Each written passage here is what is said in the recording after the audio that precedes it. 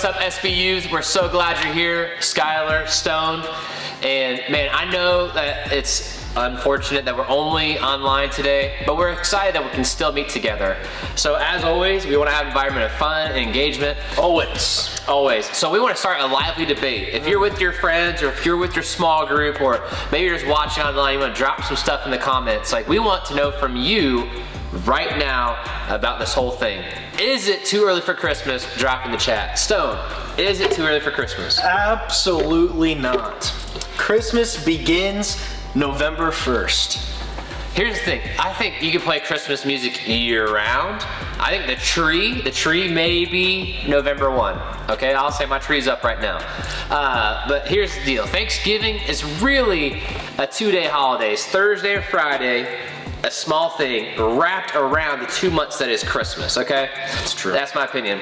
So we're gonna play a game today, and for each round, we're gonna say 2 items. We're gonna go back and forth. I'm gonna say one, you're gonna say one, and one of them has to be eliminated forever, okay? And so we want you to play along as well. So here's the first one, Christmas cookies or candy canes. Candy canes. So we want you to put it in the chat, which one do you think needs to go away forever? Not for a year, forever. Christmas cookies or candy canes? What do you think? I would say undoubtedly candy canes. Because, you know, you hold them, they get all sticky, they break, they're whatever. Christmas cookies, you have the fun of baking them, decorating them. It's a great time. Yeah. No one likes candy canes. And if you don't, listen, if you disagree with me, put it in the chat. I've never met anyone who is like, I love candy canes. I've never seen anyone who like had it in their pockets or had to buy a box. Like, if I buy candy canes, it's for a gag gift or I'm putting it on the tree because although it's candy, it's so terrible, it's an ornament. Christmas cookies, keep it. What do you got? Of course. All right, next up, cartoon Grinch or live action Grinch? Put in the comments. Skylar, what do you think? So, I don't have deep loyalties to the Grinch franchise, personally. Is it Mike Myers? Is he the one who does the live version? Is that who it was? It's Jim Carrey. It was Jim Carrey? I think so. The live one was creepy. Listen, the blood was real from when he was shaving. The whole thing's just disturbing. Like, you watch it as an adult and you're like, that man needs therapy. And so for me, I like the cartoon Grinch, the one that recently came out, whatever, a year or two ago? Yeah. I agree, 100%. Also, there's legit animal abuse in the live action one. I'm just saying. That's true. Yeah, the most recent animated Grinch, by far my favorite Grinch movie, live action. I've never even watched the whole thing because it's so bad.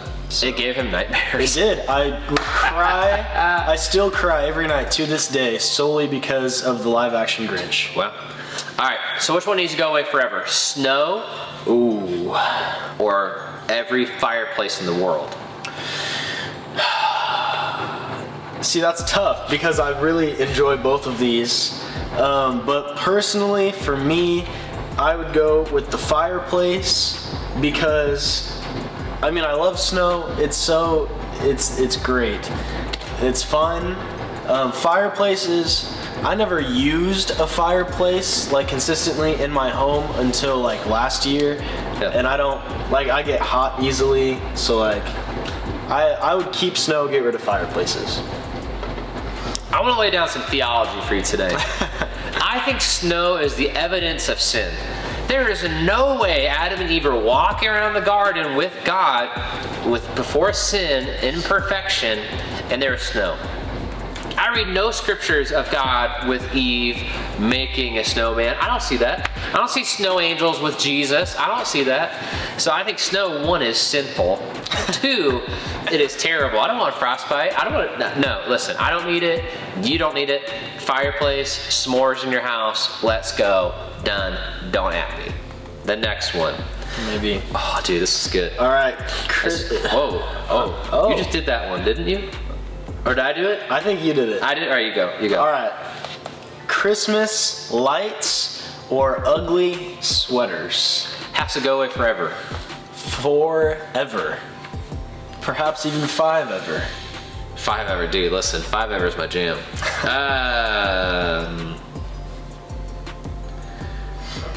Here's what I'll say. Ugly sweaters at parties are my jam. I don't wear ugly sweaters when I'm not at a party. I have Christmas lights in my house whether you're there or not. So I feel like I gotta keep the lights because it makes the Christmas vibes happen, along with trap Christmas music, just let you know how my house goes. Always. I'll miss you, but farewell Christmas sweaters. What's your opinion? Listen, I think I need, before I make a legitimate decision on this, I would need to clearly have defined what Christmas lights are. Because, like, if you have Edison bulbs hanging up in your room and it's the winter season, like some people would consider those like Christmas lights. the tree, the house. We're not talking about the twinkle lights or like the people who are young and cool who have Edison lights just chilling. All right, so we're talking legit Christmas. You know what? I think I'm with you on this one. I love ugly sweaters, but there's just something about the Christmas lights that really it makes the Christmas season. All right, so now you're just gonna do one more. So feel free to scroll until you find your favorite one. Find one. And so here's my last one, okay? And this one's gonna be a mind bender, emotional. All right, so if you get emotional about this, that's fine. But in the chat, do you want to get rid of Christmas presents forever or birthday presents? Now listen, like just think about it, right? Do you want to get rid of your birthday presents or your Christmas presents? Now some of you have the unfortunate life that you were born within 2 weeks of Christmas, like before or after, and your family says, your birthday matters, sweetie, but I'll give me one thing. You know what I'm saying? Like your family is like, we love you, but Jesus' birthday is more important. Are you more important than Jesus? Man, shut up. You know what I'm saying? That's what happens. So, birthday presents or Christmas presents, which one needs to go away forever? Put in the chat, put it out there. Well, my birthday is January 11th. So it is real close to Christmas. So, I mean, growing up, I would always get like several Christmas presents, but then when the birthday came around, it was like you get your one birthday present because it's so close to Christmas. Yeah. So I don't. Like we just went into debt buying all these presents. Right. Here's a card with no money in it. Yeah. So I never really even cared that much about my birthday anyway. So I'm gonna go with Christmas presents. I mean, like, yeah, you can't. The volume, the quantity of presents at Christmas time, always so much higher. Especially if you're Jewish, because there's so many days. Hanukkah's several days, they get presents every day. And if you're Jewish watching, we're glad you're here. I don't care who you are, I'm glad you're here. I'm not gonna eliminate anyone. I think you're awesome no matter who you are. Here's the thing for me, I think the older you get, no one buys you Christmas presents. No one has bought me a Christmas present in a long time. So for me, as an older person, as a ancient, decrepit, like I'm about to go lay down in my tomb, AKA my bed, you know what I'm saying? Like for me, I would eliminate Christmas presents. Cause listen, I don't mind having a day about me. I don't mind, you know what I'm saying? I don't mind like giving me things and you tell me how great you think I am. I don't mind that. Christmas, like, dude, it's about the babies. Like when I have young kids, Christmas is about the babies. If I hang out with my family, Christmas is about the babies. That's accurate. My birthday, yo, listen, I want a Peloton. There's a lot of things I want. Hit me up, there's things I want. So, all right, so let's just do one more game. So on to our next game. All right, everybody, it's our second game. It's gonna be our last game of the night, and then we're gonna talk about the Gospel of John. But here's the deal. We know it's not Christmas yet. We know that. We know Thanksgiving is next week. So here's the thing. I wanna be really clear about this. We're gonna talk about Thanksgiving right now. We're gonna do 3 apiece. 3. Would you rathers? I want you to do it, and I want you to do it. So here's my first question. Ready? Would you rather have to eat turkey for breakfast, lunch, and dinner for a whole week after Thanksgiving, or have to wear a pilgrim costume to school for a week after Thanksgiving? Breakfast, lunch, dinner, turkey for a week, or you have to wear a pilgrim costume for a week going to school. What would you do? Both of those sound great to me. But my favorite part of Thanksgiving is the leftovers. So I 100% would go turkey every meal plus snacks for at least a week afterwards. Here's my thing. I am a glutton only on Thanksgiving. I want to eat till there's no leftovers. I have no shame. I'll wear a costume. Done. I don't even care. I don't even care. What do you got? All right, so after your Thanksgiving meal, Would you rather take a nap or watch the football game? Because there's always the football game on right after Thanksgiving dinner. So take a nap or watch football? Yep. I have no opinion. No opinion. I like sleeping. I like football. Wow. Tell us in the chat which one you would rather do. I'm intrigued to see what you guys say. All right, would you rather wash your hair with mashed potatoes, all of your hair, or maybe you're watching right now, you're like, I don't have hair up here. Listen, your facial hair, I don't care. Your eyebrows, I don't care. Your eyelashes, I don't care. Your ears, your nose, I don't care. Would you rather wash your hair with mashed potatoes or take a bath in gravy? Ooh.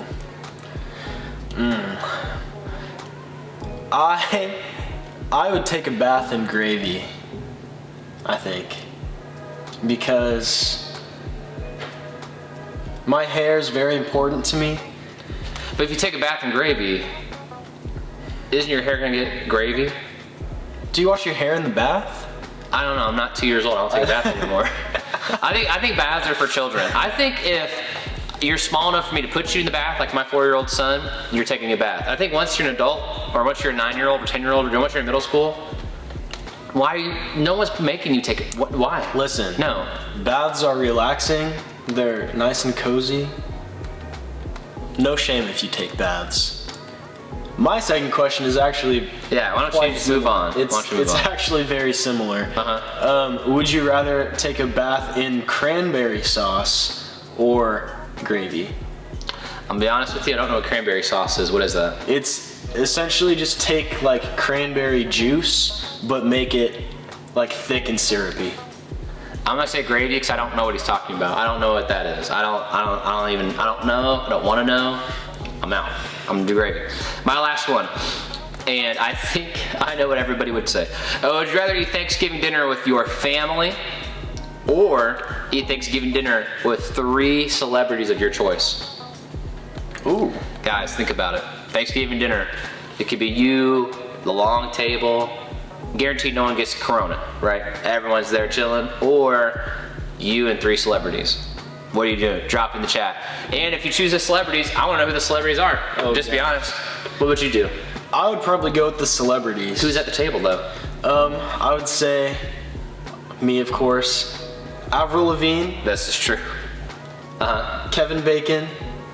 Okay. And Neil Armstrong. I was waiting for Justin Bieber to be dropped. Maybe. He can sing Mistletoe for you. Actually, yeah, he can replace Neil Armstrong because that's just the first name that popped into my head. All right, what's your last question? All right, last question. Everyone loves the Thanksgiving Day parade. Sure. Would you rather be on a float, like performing in the parade, Okay. or just sit back and watch?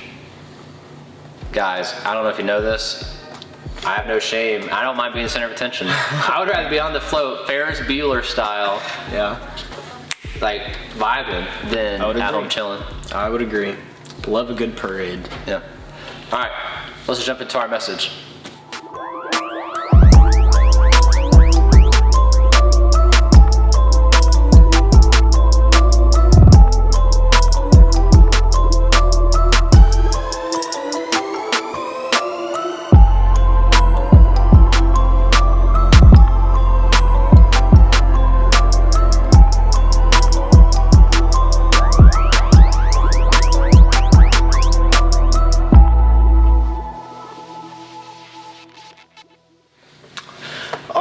What is up, SB Youth? We are excited for today. Yeah.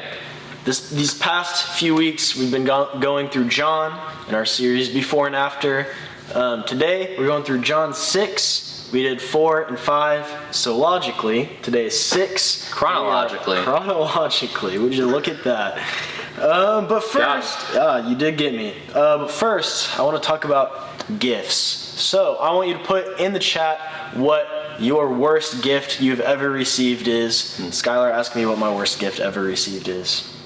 Are you saying GIF or gift? Gift with a gift. T. What is the worst gift Yes. you've ever gotten? Well, Skylar, I'm glad you asked. I once received, so my friend for Christmas, he thought that I did not get into the National Honor Society that year, which I did. He just didn't know. He's not a very observant person. So for Christmas, he thought it would be funny to give me a National Honor Society t-shirt, which is fine. Like, if you think that is a good gag gift, go for it, I guess.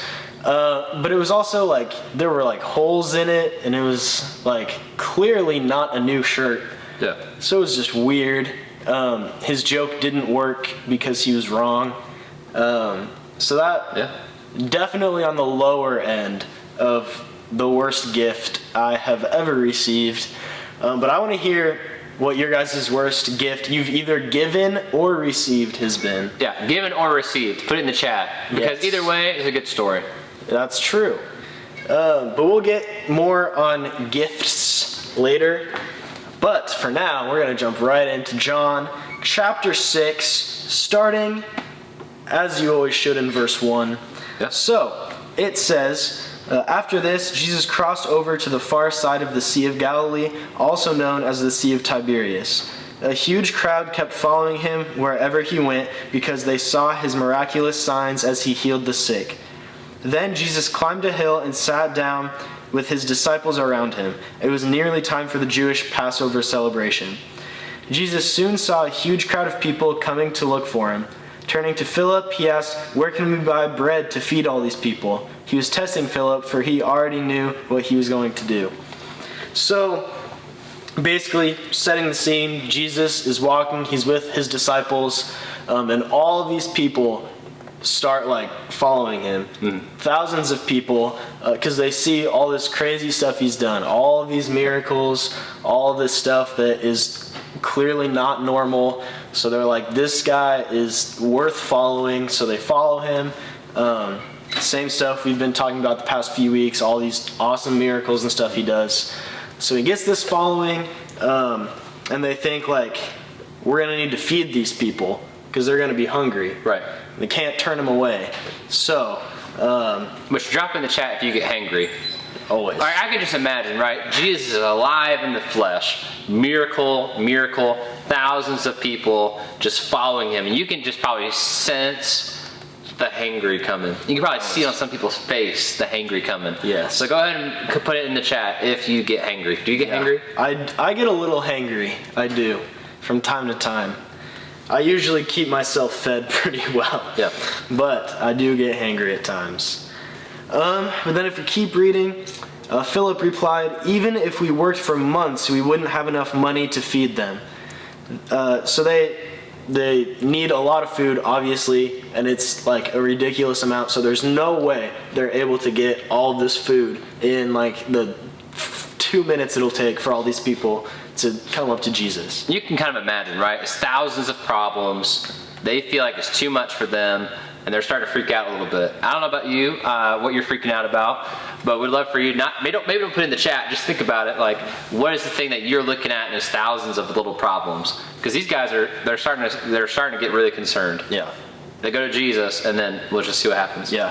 It says, "Then Andrew, Simon Peter's brother, spoke up. 'There's a young boy here with 5 barley loaves and 2 fish. But what good is that to this huge crowd?'" So this kid just has this little bit of food, just a few loaves of bread and 2 fish, and he's like, "Here, like this is all I have." And like obviously that's not going to feed 5,000 people, right? Yeah. But I guess as we keep going, we'll see some crazy stuff goes down. So Jesus says, "Tell everyone to sit down." So they all sat down on the grassy slopes. The men alone numbered about 5,000. So that's only the men. So total, there's like probably over 10,000 people. Yeah. It's crazy. Ridiculous amount of people. Then Jesus took the loaves, gave thanks to God, and distributed them to the people.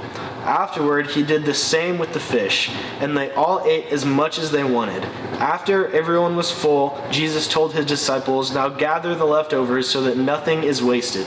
So they picked up the pieces and filled 12 baskets with scraps left by the people who had eaten from the 5 barley loaves. So this is insane, right? They start with just this kid's 5 loaves and 2 pieces of fish, and they end up feeding 10,000 plus people, and they still have 12 baskets of bread still left over. Yeah. Like, that's ridiculous. In my world, like, I'm trying to envision this 12 disciples with Jesus. They're trying to figure out the crowd's getting angry, people are going to start rioting. We can't afford it, right? Like, issues upon issues upon issues. And I can just see this kid. And we don't know if kid means like 4-year-old. We don't know if it means teenager. But in our context today, it's just a young person. Young person comes up and says, here's my Lunchable. You know what I'm saying? Like, I can just see, like, it's not even an open Lunchable. It's like a sealed still. And it's, in my world, it's also a pizza Lunchable. So that's the only Lunchables that matter. And I can just see, like, pizza Lunchable. And the adults, they don't really look at him and go, this is going to solve our problem. Like, they don't know what to do with him. And so they look at Jesus, and Jesus looks at the Lunchable, and Jesus does what only Jesus can do. He doesn't just, like, feed some people. He doesn't just feed to the minimum. He exceeds. And so I think for us today, I think if you were to find yourself in the story, you either might be one of the people, like one of the adults might be one of the people who are like, I don't know how to solve this problem. I don't know what to do. Maybe there's someone coming over for Thanksgiving and you dread it. Maybe you're going somewhere for Thanksgiving and you dread it. Maybe it's like someone won't be at the table this year because they've passed away, divorced, whatever. And in your mind, you're like, there's thousands and thousands of issues I don't know what to do. Where you might be like this kid and you say, hey, Jesus, here's a little thing. I want to see what you do. I want you to see you do a miracle with it. But I think it's the coolest thing just to start talking about. It's just Jesus loves young people. Like, we say youth matter a lot. We say you matter a lot because it's true. We believe God matters and God believes that you matter. And so we believe you matter. We believe that Jesus died for you. We believe that Jesus values you. But man, young people. Jesus didn't go to the disciples. He didn't go to a college graduate or a high school graduate. He didn't go and find someone. A young person came to him with a little thing and he did a miracle. And I think he could do it today, right now. Yeah, I think it's crazy. Like, this kid just gives such a small amount, like such a small gift is given to Jesus, and he just absolutely blows it up and does so much with it. Yeah. So think back when we were talking about the worst gift that you have ever received or given. Like, what if in your mind, like, all you have to offer for Jesus or for the people around you is just some insignificant, tiny little gift that seems ridiculous, like it will not solve the problem at all. Like, whether it's just a little Lunchable or a nasty torn up t-shirt or whatever else you guys have thought of, like, you can still give that to Jesus and he will do so much more with it than what you could have ever possibly thought of. Like, it reminds me of in Mark 12, there's these rich people that are giving this small percentage of their wealth, giving that away. But then there's this poor widow, and she has almost nothing at all, but she gives it all to Jesus. Yeah. And he appreciates that so much more than these rich people that are giving just a small percentage of what they have.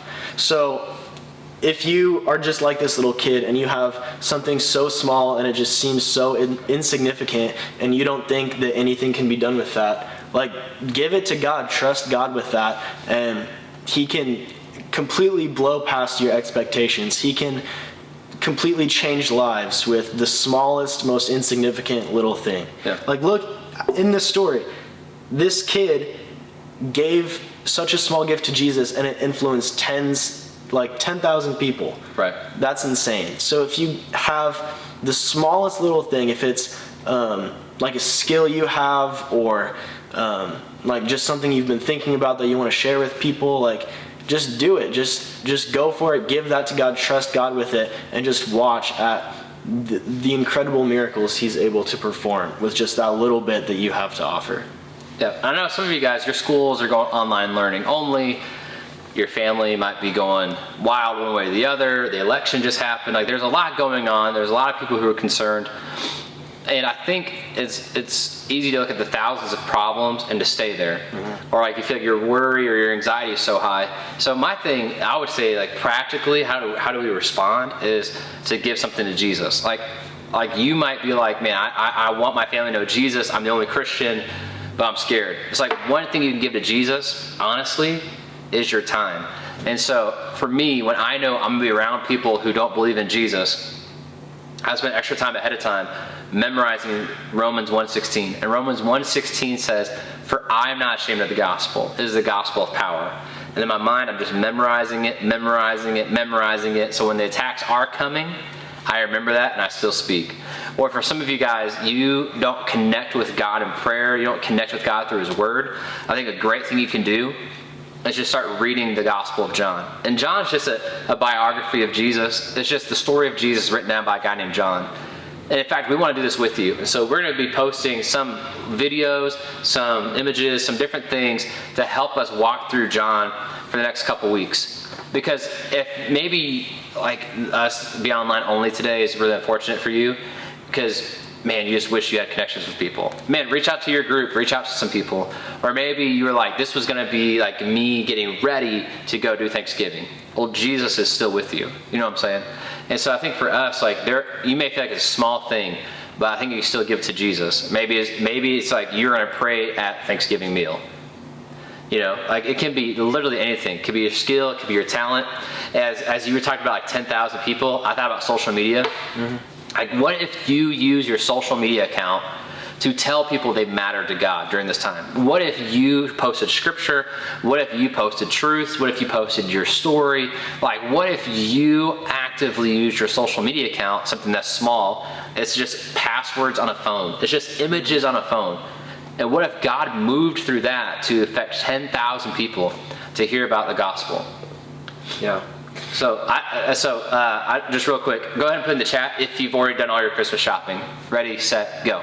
Have you done all your Christmas shopping? I have not started. Cool. My wife is an Enneagram 5, so she does all the research and buys everything online. So she already bought all of our kids' Christmas presents. My son is 4, and he is very determined. He needs Giganto, which is like this dinosaur toy. And we're like, no, dude, we're not buying it. We're not buying it. We're not buying it. Because in our mind, we know like our whole closet full of toys like, that you're gonna get very soon. He is fixated, he is frustrated, and he's like, you know what, I'm gonna get a job. I'm like, you know what, you go get a job. You can't even wear pants, and you know? And so he's like, I'm gonna become a male person. And he's like, I'm gonna earn $5. In his mind, $5 is like so much money. In my mind too.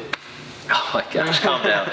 So here's the deal. He's like, I'm going to earn $5, which he thinks is going to be like an annual wage or something. Like he's like, I need that $5 so I can buy Giganto because I need it now. And so I'm like, I'm not going to help you. And so in his world, because I said no, he's going to go figure it out. And it's not going to work. And my fear for you guys in this time, it might be that you're just going to go try to figure things out on your own. I'm going to compromise what I believe in order to receive love from people. I'm going to compromise my eyes. And then you know what I'm saying? Like, I'm afraid that we're going to try to figure life out on our own. But God just wants to give you more than you can see. And so that first step, that first thing you give him, he's going to give you more and more and more. And I think he's going to do a miracle through whatever you give him. But with just for the same as my son, like I want great things for him. And I want to give him these things. But he kind of needs to wait. He kind of needs to do some things. In Ephesians 3:20, it says that God wants to do more than you could ask, see, or imagine. This kid with his Lunchable, he had no idea Jesus would feed thousands and thousands. You have no idea in this moment what Jesus wants to do in your life and through your life to reach other people if you would just start giving him little things. And maybe the baby steps is where it really starts for us today. Yeah, I mean, I agree. Just go out this next week. We challenge you to read along with us in John. Give something to God, whether that's your time or whatever else you have to give to him. Just see what he is able to do with that gift that you give him. So that's all we've got today. We are so glad that you guys have joined us. We may be online and not being able to meet in person, but we still want to interact with you guys. So if you have any questions about what we've talked about today, or just need to talk about anything, hit us up on Instagram or wherever else we are. But we'd love to talk to you guys. We love you, and we will see you next time. See you guys. Gobble, gobble.